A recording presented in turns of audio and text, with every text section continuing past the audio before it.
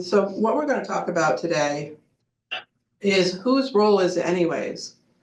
When we were coming up with the titles and the various things that we wanted to talk about today, this is one of the things that we kind of came up with. Some of the things I've been talking in the community about is talking about board of directors and executive directors and the roles and how that really can kind of play out. So that's what we're going to cover today. We're going to talk about our goals, what we want to accomplish for you guys to learn today. So whether you're a seasoned nonprofit leader, a new member of a board of directors, or an executive director, navigating the complexities of organizational management can be complex. Today's session is designed to help clarify some of the most crucial responsibilities in nonprofit governance. And our central question today is, whose role is it anyways? In any nonprofit organization, there are distinct roles that drive success and sustainability. However, these roles are not clear to everyone.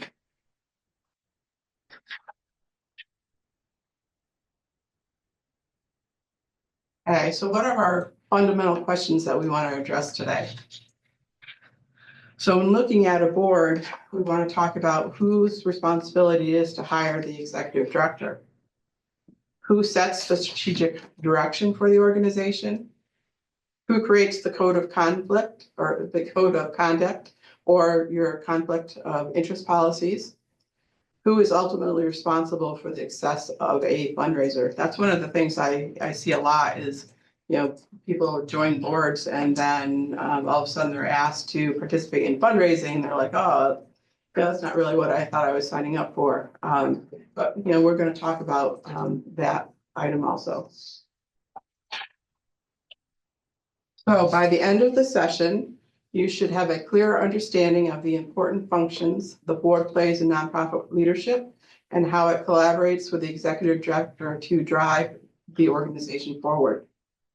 Both the board and the executive director have essential yet complementary roles, which is vital for the nonprofit's success, and their working relationships can shape the future of the organization.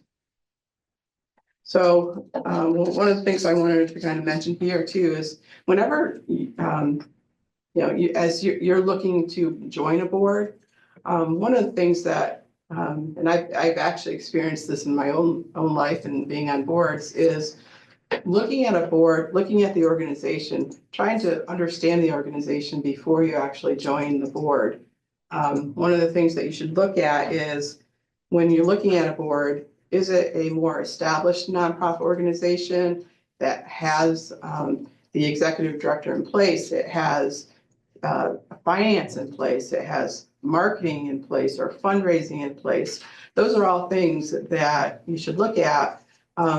And when I say that, what I mean is when you get on a board, you may have an advisory role on that board, which is typically, where we want to be. But the other problem, that some organizations have is that it may be a smaller organization. It may be a grassroots organization that the expectation is that it's really going to be a working board, meaning you get on this board of directors and all of a sudden, you're the treasurer. And you think you're going to be on the job and advising and doing the advisory role when all of a sudden you get on the board and it's like, oh, by the way, we need you to be the treasurer, and that means that you're doing the accounting work for us, or those type of things. So just always be aware of that. There's a lot of work to be done in deciding which nonprofits you want to join, how much time you have. Making sure you have the appropriate amount of time and commitment to the organization. Okay, so the key roles and responsibilities. So the way we set this presentation up is we're going to talk about the roles of the board of directors. We're going to then go into the roles of the executive director. And then we're going to go into maybe some more examples. We call them case studies in here, but it will give us a little bit more detail on what we're talking about. So the board of directors, what's your responsibility? So the board of directors is governing body responsible for ensuring the organization operates in the best interest of its stakeholders. And I didn't say stockholders, I said stakeholders. What are stakeholders for a nonprofit organization? There's a variety of different people, but just remember, we have people that we're serving in these nonprofit organizations. So we have a lot of responsibility when we sit on boards to make sure that, we're operating in the best interest of those people that we're serving. The board has fiduciary, strategic, and operational oversight responsibilities as well.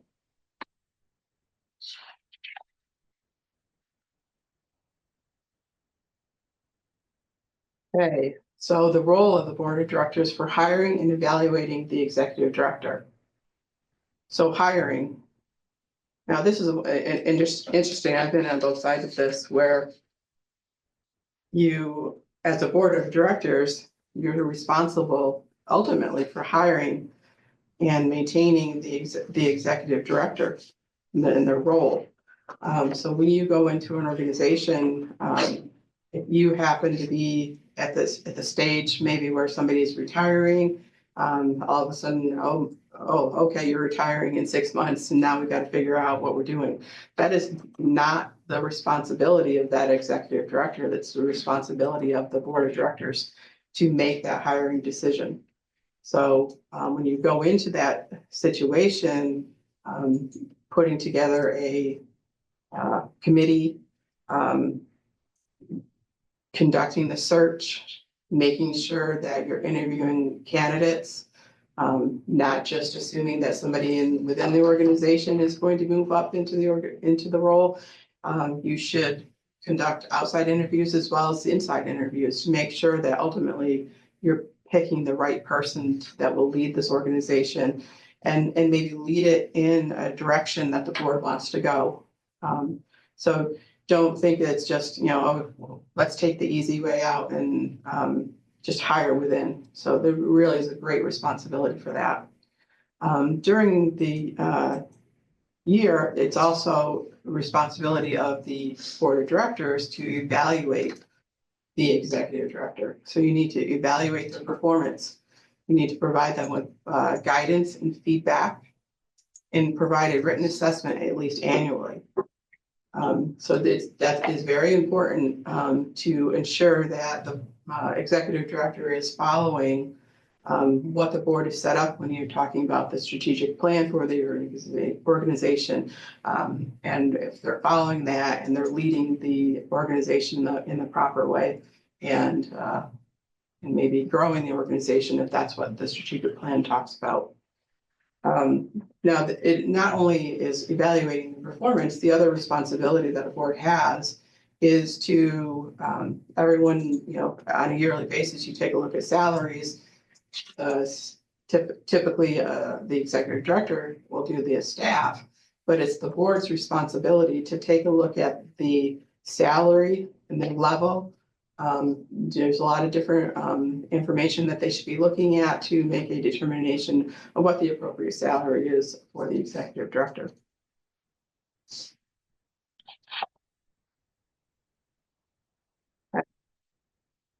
So setting strategic goals for the organization. So it's a responsibility overall on an advisory board is to determine the long-term goals, the mission, and the vision for the organization. The board works in partnership with the executive director and to ensure that these goals are implemented, evaluated, and adjusted as necessary. And the board's role is to think about the big picture while the executive director focuses on the executing the plans on the ground. So in looking at the strategic goals for the organization, one of the things that really should be set up each year is looking at hiring a consultant, or if there's somebody within the organization that can really lead a strategic meeting. Sometimes it may take several meetings to really hash out and make some determinations of where we're going with this organization. Do we want to expand in other areas? Are there other areas that we need funding for?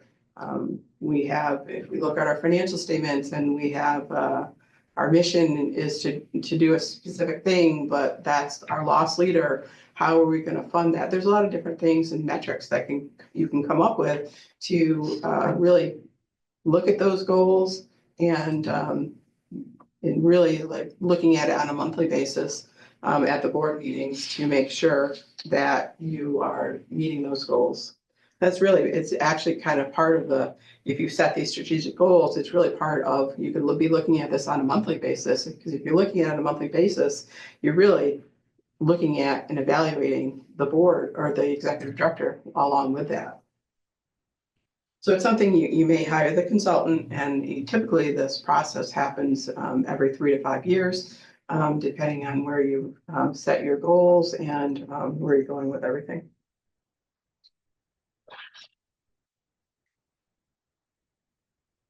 Okay, grading, enforcing the code of conduct.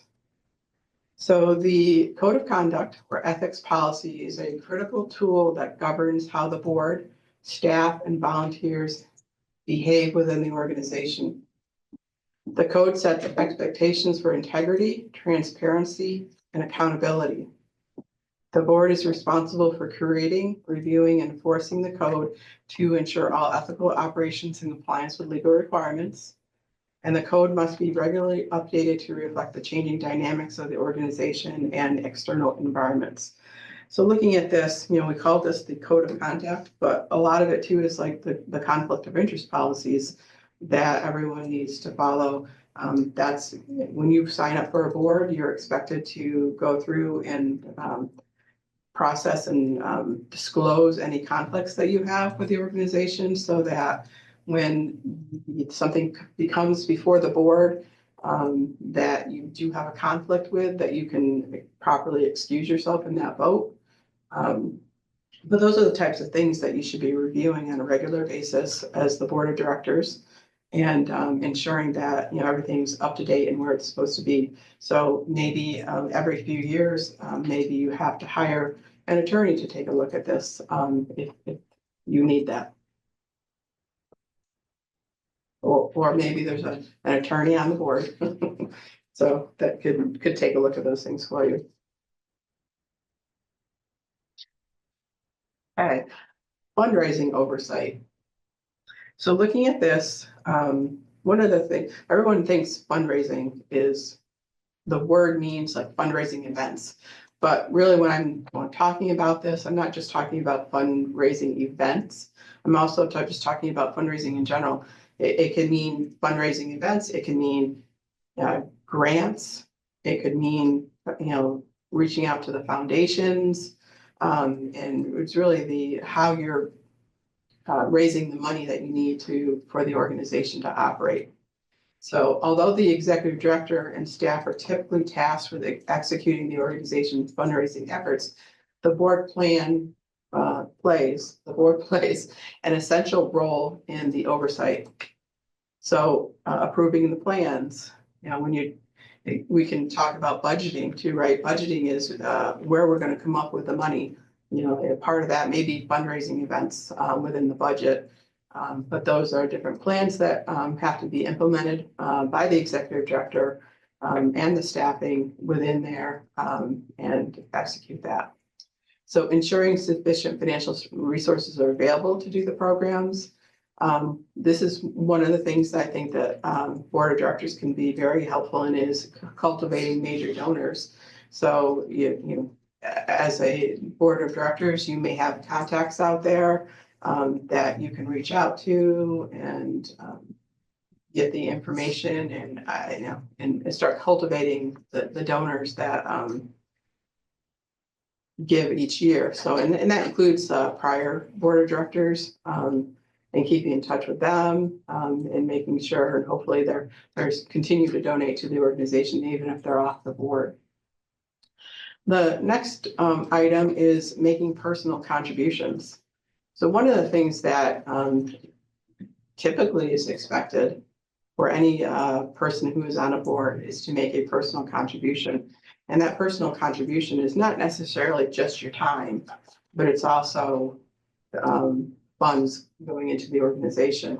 And one of the reasons why that is important is when you're looking at grants or applications to the foundations, one of the questions on those is always about, is your board making personal contributions to the organization? And it's very important and in that it say 100%. Because sometimes the foundations won't fund you if it doesn't say 100% of personal contributions from the board members.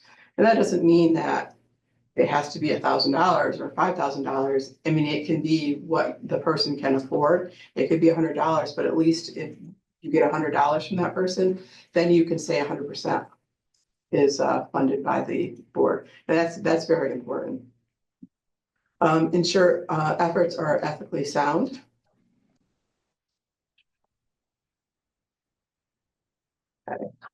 I think a question came in. Sure. So one of our participants is a CEO and board chair for another nonprofit. I'm accustomed to an executive team setting a vision for the organization and then consulting with the board to ensure they're in agreement. Do you believe the board should be more integral in strategic planning than what I've described? So yes, as part of the strategic goals, there should be meetings with the board of directors so that you can, I mean, how great is it to have like all the people? You have your treasurer, you have your board president, you have all these backgrounds of all these people.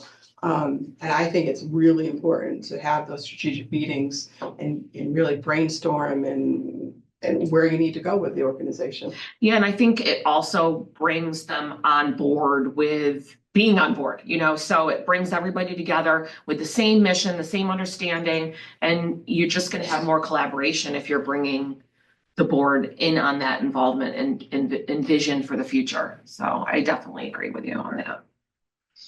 Peggy, there's another question in there. Oh, there is. I can't see it. Should all staff and perhaps volunteers be reviewing, certifying conflict of interest, or is it okay for just board to formally address? I mean, I think it's typically, and I don't know, Elaine, if it's typically just the board of directors doing the conflict of interest. Each year, do we usually ask staff to? Not usually staff, but if there's a staff, if there's a large transaction or something that could affect conflict of interest, it should still be brought up to as attention. Same thing with volunteers. You really want to have full transparency and full disclosure in anything that happens with conflict of interest. Okay. Great questions. We got participation. We love it. We've got one more. Oh, okay. Are consumer boards treated differently by foundations related to 100% contribution? Our consumer boards, I guess I'm not sure. Maybe we can get a clarification of that. Right, a clarification of what consumer boards means. Hi, this is April Miles. I was the one that asked the question. Are you able to hear me? Yes. Okay. So we have a consumer board, which means that we have low-income individuals on our board. We have a 51% majority for the board. So we've always steered away from requesting contributions because they're low income. And so that's what I mean by consumer board. That's people that are utilizing the services and oftentimes don't have a great deal of resources. I don't know that I've seen that necessarily on the foundation applications, because they basically just asked that question, is it 100% contribution? But it's interesting. I mean, even if the person were to give you $1, it's still 100%. I think contributions should be what a person can afford and what they feel good getting. And if a person gives $1 and that's meaningful, then that's wonderful. If it's $10, if it's 100,000. So a contribution is really given from a feel good standpoint and what is meaningful to them. And I guess, I mean, even if you don't do that, maybe on the application, you explain the situation at least maybe the foundation would understand, where you guys are coming from. Okay, thank you very much. All right, thanks for the question. Okay, we're gonna go to. Yeah, flip over. There we go. Okay, so legal and financial oversight. Ensure funds are used appropriately. The financial records are kept in accordance with legal requirements. Compliance with laws and regulations. You should be approving budgets and potentially involved in the creation of the budgets. Review audits. Now, if it's either required by the bylaws that you have an audit each year, or there's some other regulatory requirement for an audit or a review. And when I say that, I mean New York State Charities Bureau has revenue levels that require either a compilation, a review, or an audit. So, when I say review audits, I didn't want everyone to think that that's an automatic. Every nonprofit has to have an audit, because that's not necessarily the case. And make decisions on financial matters. So one of the things too, one of the most important things, obviously, is looking at the financials for the organization. So when a board is looking at the financial statements every month, you should really be asking questions. And it's not just the treasurer's job to do that. Every board member has a responsibility to understand those financial statements and know what's going on in the organization. If you are not, and this goes back to my CFE designation and different things I've seen over the years. If you're not receiving a balance sheet for an organization when you're reviewing on a monthly basis, then you need to start asking questions. That could be a fraud indication. I have had an experience with an organization where they were not fully transparent with the board. They weren't giving all of the information, including the balance sheet. And we ended up finding out that a lot of that was because there was fraud going on in the organization to the tune of what we could prove of $250,000. So that is something key. You guys have a responsibility to make sure you're looking at those financial statements. That brings us into our first polling question of the session. Are you a member of a board of directors for a nonprofit organization? Hopefully there's a lot of yeses.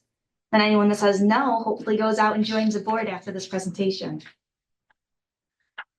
Oh, looks pretty even, about 50-50.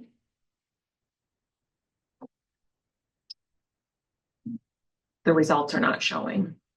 She has a lot of polls on her. Yeah, we'll let the poll go for a few more seconds so everyone gets a chance, gets their participation credit.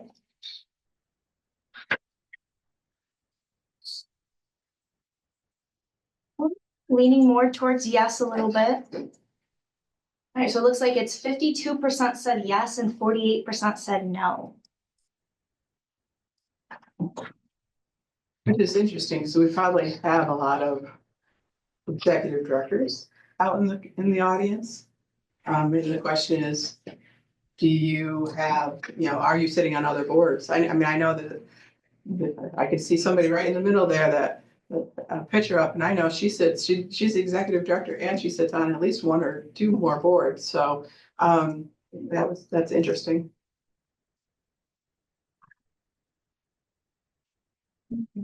So now we'll dive into the role of the executive director.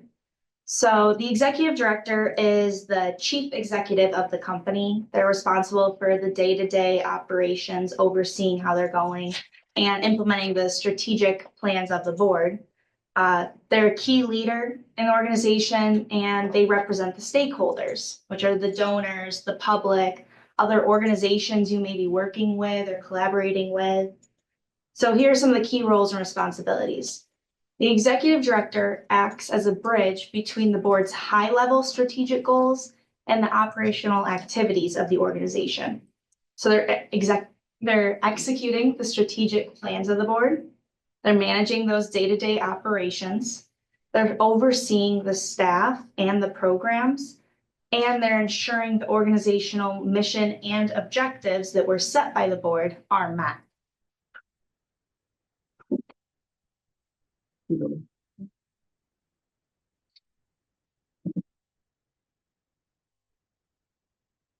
Next, we have staff management and development.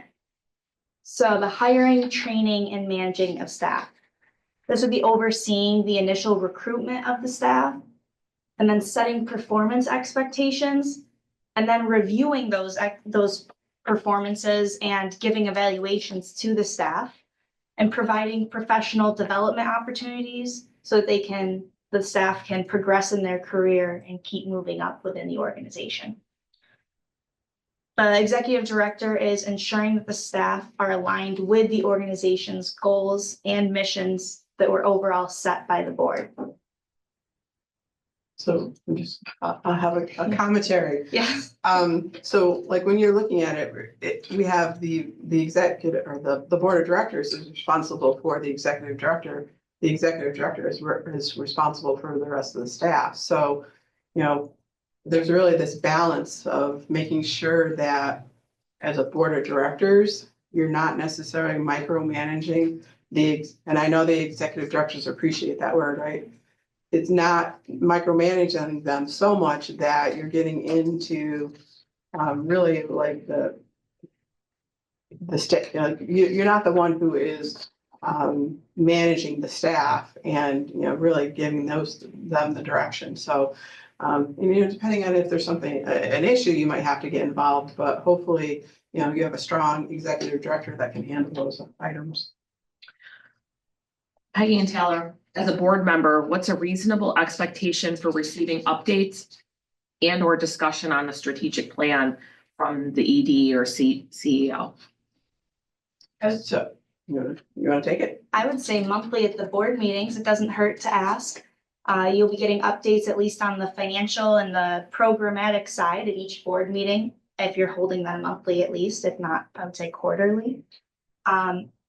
Outside of that, it doesn't hurt to reach out, board president or chair, reaching out to the executive director and having that relationship so that you feel comfortable reaching out at any point and just kind of asking how things are going, how things are progressing. And I think the other thing too to keep in mind too, if you're really having a consultant come in and you're really putting together a strategic plan, you usually have metrics. You have like, here's the first goal, here's maybe some metrics that we have to look at on a monthly basis to make sure that we are going in the direction. So like a small chart even, looking at that on a monthly basis is very important.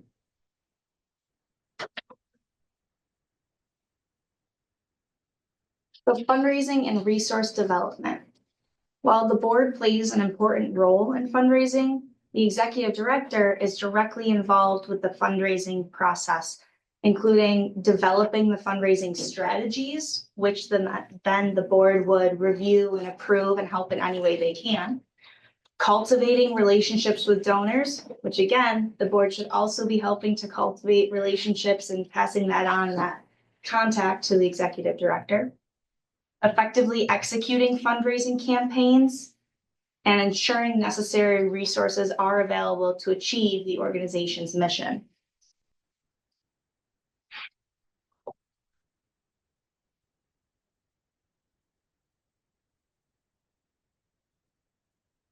The financial management side. The executive director works closely with the board to manage the organization's finances. This includes preparing and monitoring the budgets. The board should be reviewing those initial budgets, and the executive director and the board should be monitoring the budget throughout the year to see how it's progressing to your actual results. Managing cash flows, that's knowing what bills need to be paid coming up and when your cash is actually coming in the door. That's especially important with a lot of nonprofit organizations are working with expense reimbursement grants, meaning you have to upfront foot the bill, incur those expenses and pay for them yourselves before the granting agency is going to reimburse you that money. So knowing that you have enough cash on hand that you can foot that upfront cost before you're going to get reimbursed later on. ensuring financial sustainability, and using resources both effectively and efficiently. This circles back to monitoring the budget and seeing where maybe costs can be cut and help programs run even better throughout the year. One of the things too that comes to mind when you're talking, there's like the budgets and monitoring the cash flows. You know, one of the things, you know, in the accounting department, we do some budgeting for nonprofit organizations, but one of the things you should be looking at too, especially if you're in an organization that cash flow is an issue. So you're funded by grants and you may have New York State not paying you for months. And how are you gonna really cash flow that? One of the things with the budgets too, like think about it, it's not just the overall expense for the year, but what if you have the budget broken down by month? And sometimes this can get a little tedious, but you know, if you know that, you know, your some revenue source is not going to be coming in until the middle of the year, you know, don't budget that every month. Maybe budget that in the month that you think you're going to get it. So there's a little bit of a difference between budgets where on accrual basis and budgets on a cash flow basis, and depending on the organizations, both could be helpful.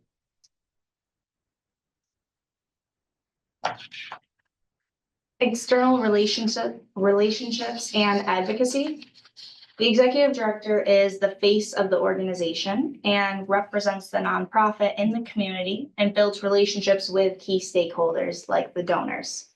This includes working with other organizations, governmental bodies, donors, and the media. The executive director is responsible for advocating on behalf of the organization and maintaining a positive public image for the organization. That public image, if a donor or stakeholder doesn't believe in your mission and doesn't see the organization doing good, they may not be as willing to donate.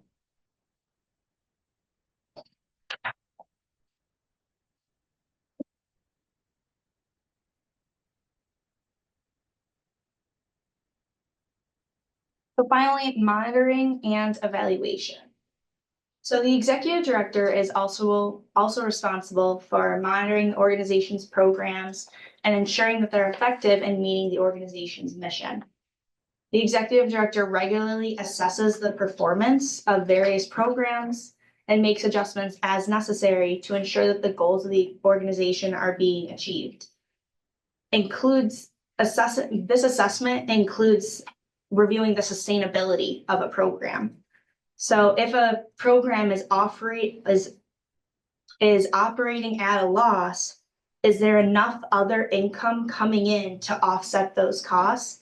Do you have enough fundraisers? Are there enough other grants that can help this program operate? And if not, is the program creating enough of a benefit for your organization that you're willing to continue operating that program at a loss? And another thing you can consider, another option is it possible to collaborate with other organizations, other nonprofits that could potentially cut some of the costs on your end while still giving that program to the community and benefiting your community and continuing to operate and put out the organization's mission?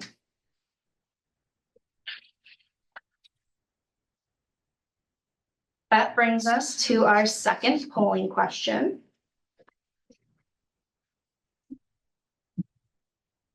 So why did you decide to join a nonprofit's board of directors? A, mainly to make an impact in my community. B, for professional development and expanding my network. C, just seemed like the thing to do. Or D, now that I know all these responsibilities, never again. Hopefully no one chooses option D, but Look at somebody did. Okay, hopefully no one else chooses option D. Oh, wait a minute. Oh, Now we're up gosh. to two. Maybe I'll stop saying that.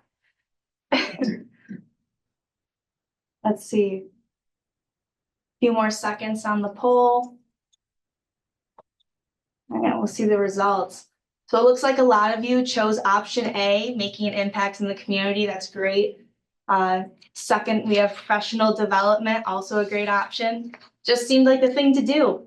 I support it. getting involved never hurts, no matter what your reasons are. And now that I know all these responsibilities, hey, you know your limitations. That's great.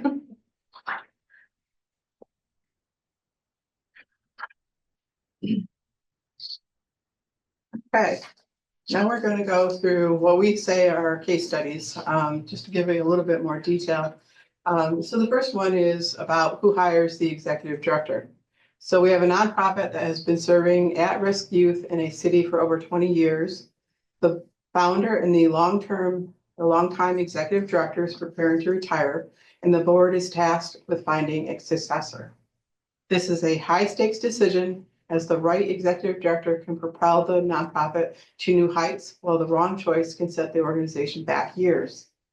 So, as I said before, I've seen this before where the board of directors, because it's a lot of work to go out and execute your plan, to hire somebody, they just hired within.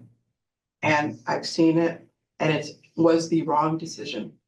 You have it somebody who is maybe a program person who wants to be moved up, but they don't necessarily have the ability to really be the leader of the organization. So you guys should really think about that when looking at if somebody's got, you have this longtime executive director, looking at it and really trying to figure out what's the best thing for the organization.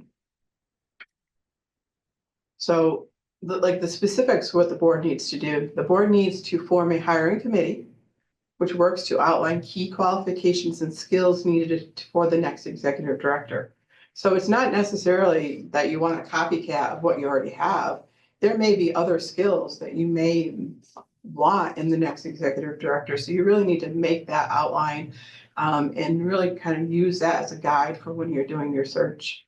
So you're going to perform an extensive search process and select the individual, and conduct regular performance reviews, offer guidance, and ensure the new executive director has the resources to succeed. So even when you get to the point where you hire a new executive director and they're put in place, it's your responsibility to make sure that this new executive director is doing what they're supposed to, and they're doing what the strategic goals say, and they're leading the organization.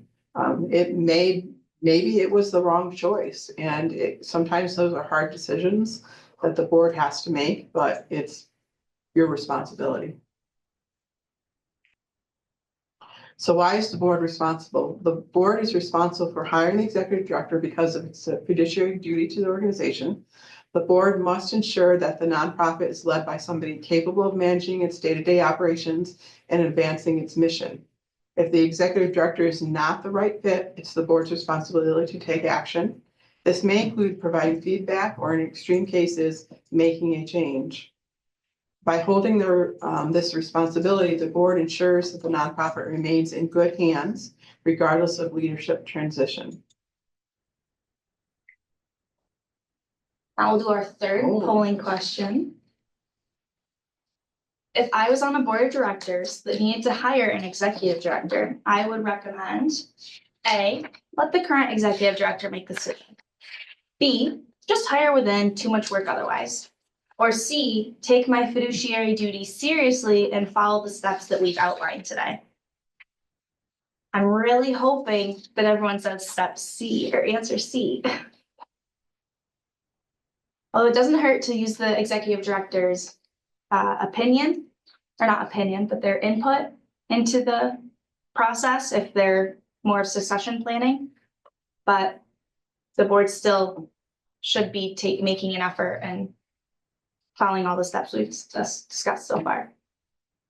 And I've actually seen where the board just kind of sits back and is like, well, this is a lot of work, so let's hire within. Or, sometimes they're looking at the executive director to be the leader of this. Like, you have a long-term executive director and everyone's looking at he or she to make these decisions, and it's not appropriate. That person can obviously, as Trevor said, give you advice, give you some guidance, but they should ultimately not be the ones making that decision.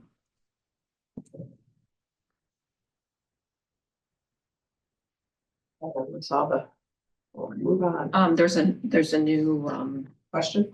sometimes the board is too involved and doesn't listen to the ED and makes the wrong decision.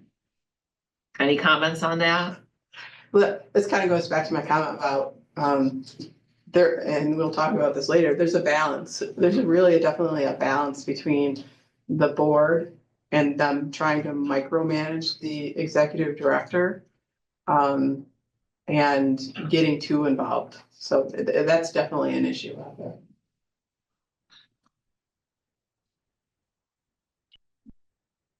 Our second case study, who creates the code of conduct? So your nonprofit is growing quickly and you suddenly find yourself facing a situation where a board member has a conflict of interest with one of the organization's major contractors. This is another essential responsibility of the board is creating and enforcing that code of conduct. The code of conduct should outline the expectations for ethical behavior, transparency, and the steps to take if a conflict arises. Concerns can be addressed promptly. It will maintain trust and integrity with the organization. It sets the tone for every aspect of operations, like financial integrity, workplace behavior, and handling sensitive donor relationships. And it contributes to a culture of ethics and accountability that serves the organization and its stakeholders when everyone understands and follows that code of conduct. So why the board creates the code? The board's involvement in creating the code of conduct ensures that there's a shared understanding of ethical standards at every level of the organization. The board must establish policies that promote transparency and prevent misconduct. Furthermore, the board is tasked with enforcing the code of conduct, making sure that it's followed and taking corrective action when necessary. By doing so, the board upholds the organization's credibility and ensures that all members are held to the same high standards.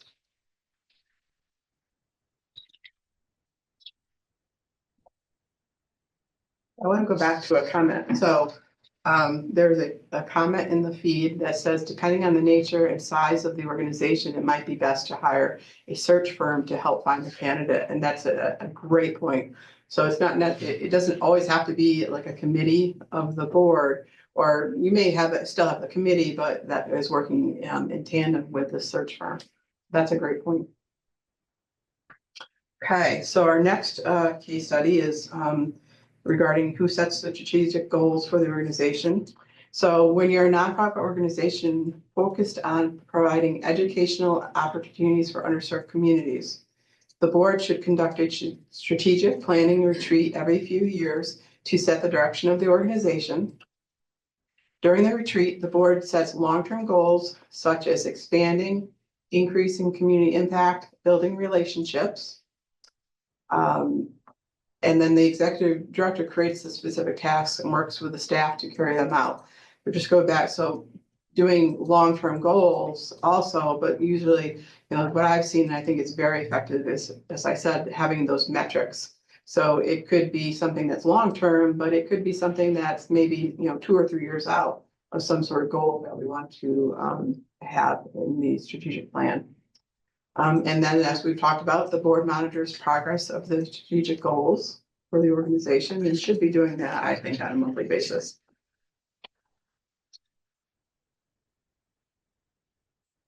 So an example, if the board's goal is to increase the number of students served by 20% over the next 2 years, the executive director might implement outreach programs. They may engage with schools and community centers and seek additional funding to support these efforts.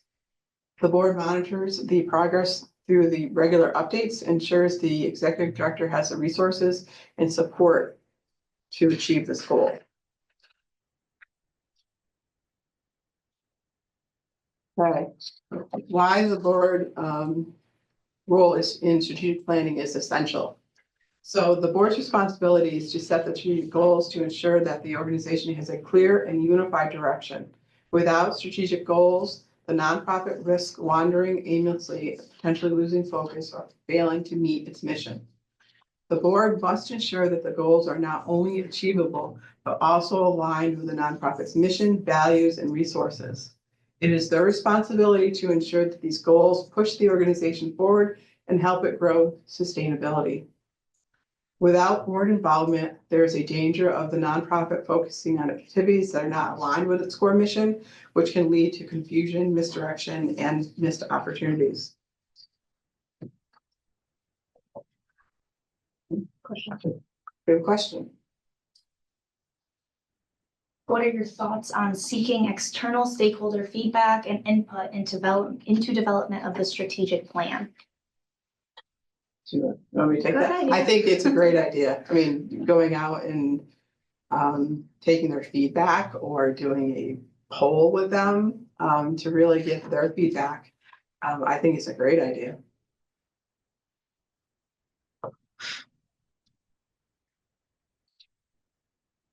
The fourth and final case study is who's responsible for the success of a fundraiser. Your nonprofit is planning its largest fundraiser event of the year, a gala that will bring together donors, community leaders, and business partners to raise funds for your cause. So whose responsibility is it? The answer, both. The executive director will play a pivotal role. They'll organize the event, they're securing donations, they're managing the staff and volunteers to ensure the night runs smoothly, and then they're leading the planning process and working with staff to secure a venue, identify speakers, coordinate logistics, and plan any other events or activities that might happen during the night. The board of directors also plays a critical role by leveraging their own networks. They're attending the event and encouraging others to do so, and they're making personal donations or maybe matching pledges, and they're serving as ambassadors throughout the event. They're going to secure high-profile donors and sponsors. They're engaging with potential donors before, during, and after the event. And maybe there's some for-profit owners on your board that could get a tax deduction by contributing maybe an auction item to the event. Some other ways the board can be involved after the event, sending thank yous out to large donors, adding a nice personal touch to those notes, and maybe encourages that large donor to contribute again in a future event. If there's any raffles, asking the board members to donate items, or if there's tickets that need to be sold, maybe asking each board member if they can work to sell 10 tickets each. Say you have 10 members on a board, each member sells 10 tickets, you've already sold 100 tickets for your event before even doing any advertising within the organization. So in conclusion, it's a shared responsibility. While the executive director leads the charge on the logistical side, the board's involvement is essential to the event's success. Board members are responsible for being the organization's ambassadors, leveraging their relationships, and ensuring the nonprofit maintains visibility in the community. A failure to engage the board fully in fundraising could result in missed opportunities, weaker connections with potential donors, and a less successful event. Fundraising is a joint effort. Without full engagement from both the board and the executive director, the nonprofit could struggle to reach its financial goals. And that brings us into our final polling question. I spend all this time volunteering my time to being on this board. Should I also be expected to make a personal contribution? No, my time is enough. Yes, by personally contributing, I'm demonstrating my commitment. Or yes, many foundations only contribute to the organizations where every board member makes a personal contribution. As we've talked about throughout the presentation, hopefully everyone's saying B or C, yes, whatever your reasoning is. But remember, even contributing $1 may lead to more foundations giving support. Few more seconds. Yeah, when I wrote this polling question, I was like, well, I've really got 2 questions that are correct. It's like a trick question. Because B and C are the appropriate answers. Your odds of getting it right are very high. All right, so about 96%, 95. Okay, so final considerations in our 3 minutes that we have. Things to remember: collaborative partnership. You should be working together as partners between the board and the executive director. Although the roles of the board of directors and the executive director are distinct, they must work closely together to ensure the organization's success. A healthy relationship between the board and the executive director is based on mutual respect, open communication, and clear delineation of responsibilities. Communication and trust. Effective communication is the cornerstone of the board executive director relationship.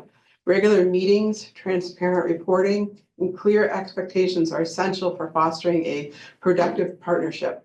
Board members should trust the executive director to manage the day-to-day operations, while the executive director should value the insights and guidance offered by the board. Establishing this trust is key to a successful organization partnership. The last comment is the balance of power. So one of the critical aspects of the board executive director relationship is finding the right balance of power. The board must provide oversight and strategic direction without overstepping into the operational aspects of the organization. Similarly, the executive director must understand the need for transparency and accountability to the board without becoming too reliant on the board's day-to-day decision-making. A healthy boundary between governance and management is crucial to avoid micromanagement or a lack of direction for the organization.